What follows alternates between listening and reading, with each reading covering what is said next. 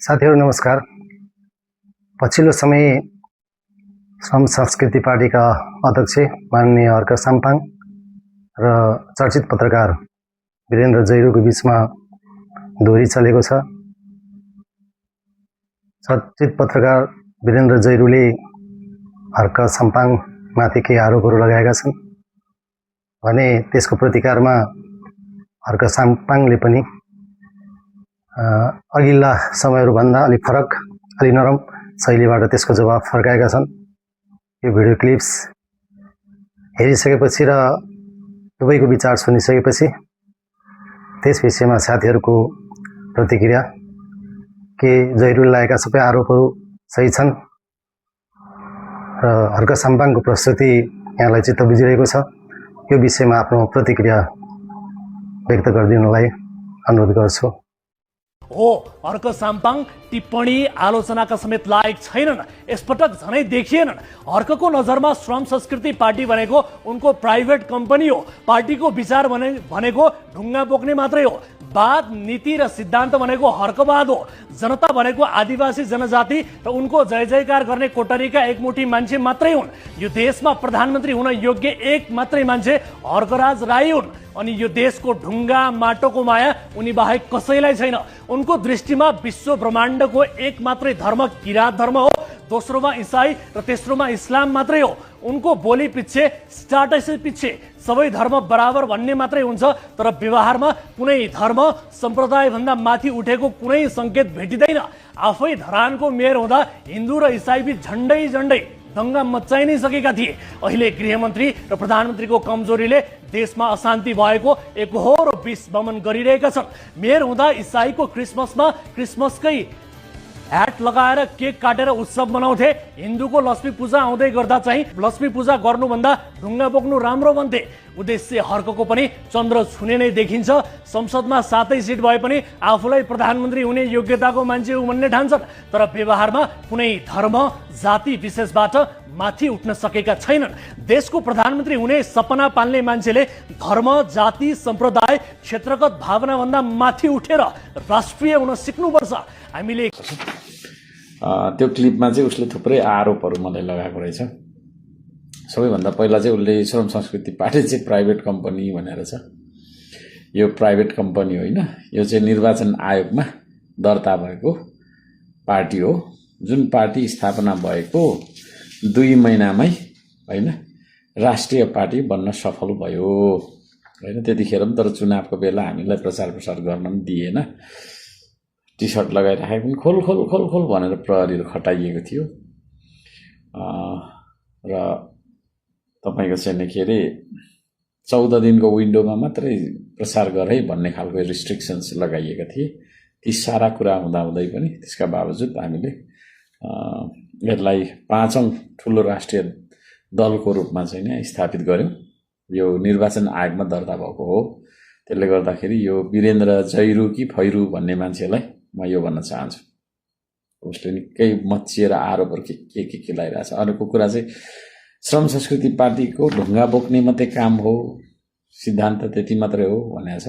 श्रम संस्कृति पार्टीको सिद्धान्त के हो भनेर बुझ्नका लागि चाहिँ एकचोटि ट्युसन पढ्नलाई आयो हुन्थ्यो यो मित्र। अब आउँदैन होला, बिचरा अरूले नै भरण पोषण गरेको तपाईँको पत्रकार देखेँ मैले। र ढुङ्गा बोक्न तपाईँको चाहिँ के अरे मात्रै हो, ढुङ्गा बोकेर देश बन्छ भन्छ। त्यो साथीलाई थाहा हुनुपर्ने कुरा के छ भने हाम्रो देशको सबभन्दा ठुलो खनिज भन्ने उसलाई थाहा छैन। ढुङ्गा भन्ने सबभन्दा ठुलो खनिज चाहिँ ढुङ्गा हो हाम्रो होइन। सबैभन्दा ठुलो सम्पत्ति नै ढुङ्गा हो। त्यो ढुङ्गा नबोकिकन बाटो पनि बन्दैन, घर पनि बन्दैन होइन।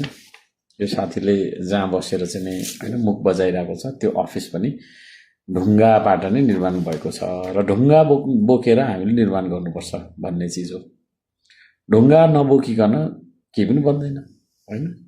ढुङ्गा नबोकिकन तपाईँको मुख बजाएर पैसा कमाउने बानी भएकै कारणले गर्दाखेरि देश नबनेको विदेशी ऋणले थिचिएर अब ब्ल्याक लिस्टेड हुन आँट्यो।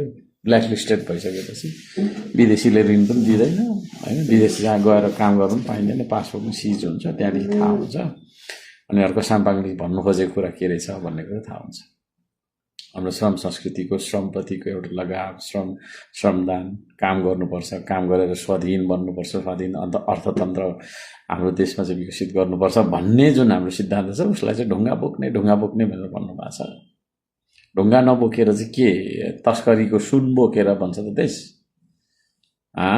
वीरेन्द्र जैरू कि के जति भन्ने मित्र के भनेर भन्छ त देश हैन यो मेरो क्लिप चाहिँ सेयर गरेर त्यो मान्छे कहाँ पुर्याइदिनु होला र यो मान्छेले यत्रो ठुलो गफ गर्दाखेरि एउटा इन्टरभ्यूबाट मेरो लिनु नि हो हैन इन्टरभ्यू मेरो लिनु नि मुख चुप बनाएर तपाईँको पत्रकारिता हैन नगर्नेसम्म बनाइदिन सक्छु म उसको इन्टरभ्यूमा हैन चाहन्छु नि सम्झेर हैन यसो चाहिँ नि ढुङ्गासुङ्गा बोकेको सम्झेर होला के भनेर आरोप सारोप लगाएर चाहिँ नि कसले कति दिएर हैन भरण पोषण के गरेर चाहिँ नि साथीले यस्तो गीत गाएको हो साथीलाई म भन्न चाहन्छु एउटा इन्टरभ्यू मेरो लिनु हैन इन्टरभ्यू मेरो लिनु त्यो इन्टरभ्यू लिएको भोलिपल्टदेखि पत्रकारिता छोड्ने बनाउन सक्छु म यो सेयर गरेर त्यो मान्छेमा पुर्याइदिनु सबैलाई म भन्न चाहन्छु टिप्पणी गर्न लायक पनि नभएको भन्ने कुरा टिप्पणी गर्न लायक नभएको भने किन त्यो भनेर भनिराखेको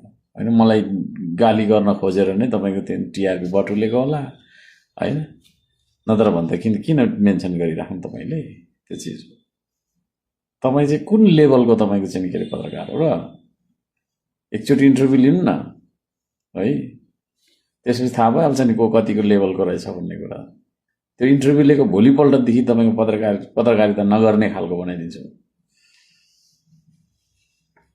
अर्को कुरा हर्कराज राई मात्रै देशको प्रधानमन्त्री बन्न लायक सम्झन्छ यसो मान्छेले भनेर भनेर छ मैले त्यस्तो ले भनेको छु हैन तर एउटा राष्ट्रिय दल चलाएको मान्छे है एउटा दलको अध्यक्ष भइसकेपछि त्यो प्रधानमन्त्री भन्ने पद चाहिँ व्यक्तिको निजी हो र हैन त्यहाँ पुग्न पनि सकिन्छ के छ र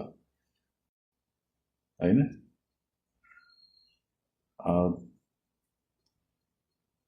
पत्रकारिता छोडेर आउँदा हुन्छ तपाईँ पनि आउँदा हुन्छ तपाईँ पनि सक्नुहुन्छ के छ र त्यो चिज हो त्यो मैले कुनै पनि हालतमा त्यो भनेको छैन र यो देशलाई अत्यन्तै धेरै माया गर्ने मान्छे भएको कारणले गर्दाखेरि हैन म जस्तो यो देशलाई माया गर्ने मान्छे चाहिँ बन्नुपर्छ देशको नेतृत्व भन्ने कुरामा म क्लियर छु तपाईँ पनि क्लियर बस्नुहोस् देशलाई माया नगर्ने मान्छेहरूले देश चलाएको कारणले हैन देशको हालत यो भयो न सिमानाको टुङ्गो छ जनताको जनजीवनको टुङ्गो छ हैन जहिले हल्ला हो हल्ला है जहिले चाहिँ आगजनी तपाईको चाहिँ अराजकता यी सारा कुरा किन भइरहेछ भन्दाखेरि देशको माया छैन त्यसले गर्दा